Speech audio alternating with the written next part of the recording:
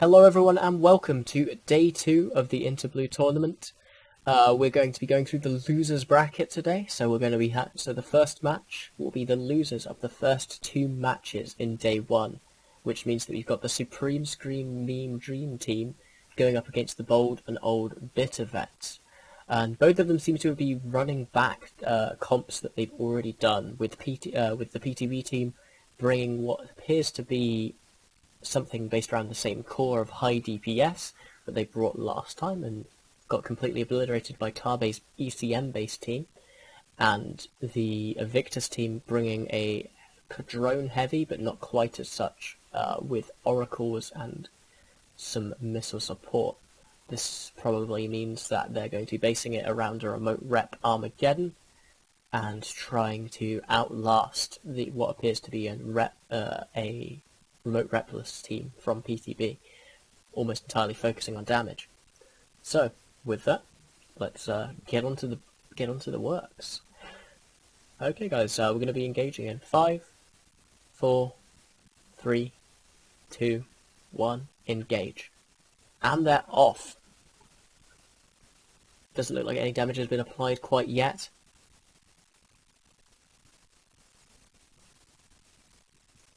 But it does look like PTB is absolutely burning towards the enemy team. Warriors have been dropped from the Armageddon. That's a very interesting choice. I think they're going to be starting to go after the support once it comes in range.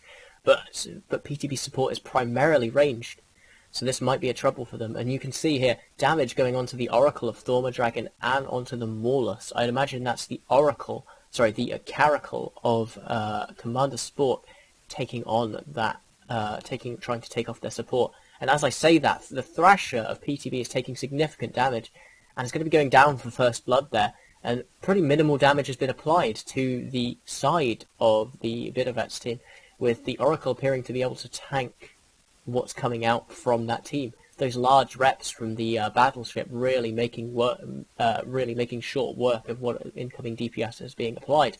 So the real question is now, are they going to be starting to go onto the Armageddon to try and take those reps off the field? And it does look like they are. And it seems like the PTB team is almost exclusively buffer tanked, which is not great for them.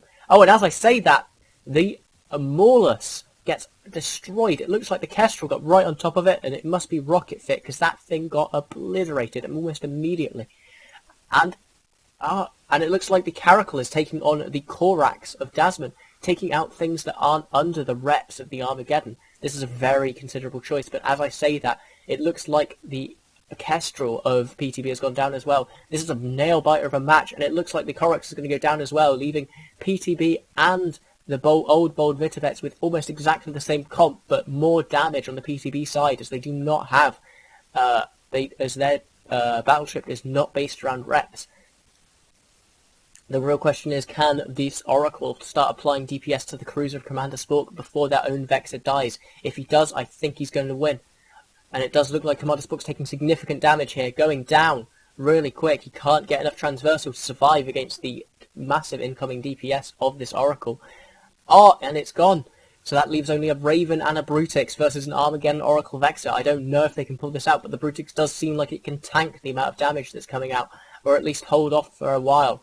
And as they're doing that, they're trying to take down this Vexor. They're pushing him down, they're pushing him away. I don't know if that Vexor can survive. He's not underneath the reps of the Armageddon.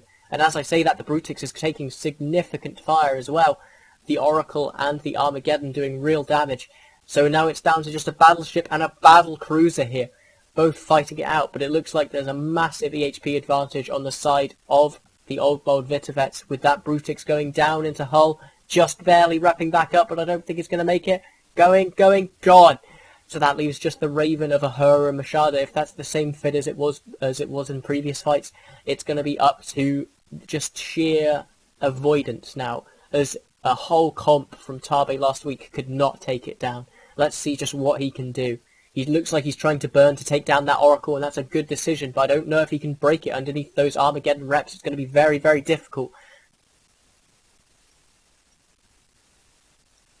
Oh, as I say that, he's going on the Armageddon instead. He's trying to apply his maximum damage, which is a good choice because the battleship missiles of the Raven are going to struggle to apply to a battle cruiser, especially if it's AB or armor fit, and it looks like it's definitely armor fit from what we saw before.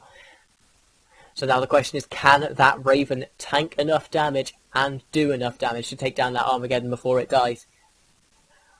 I guess we're just going to have to find out, because there's no way we can know in advance. It looks like it's got a huge buffer tank that are mitigating a huge amount of damage.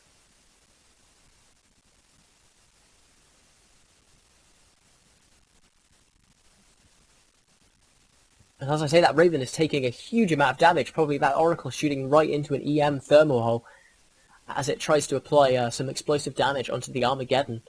This is not looking good for the PTB Raven team. Unless it's bait tanking, it's not looking like it's going to be able to hold against this amount of DPS.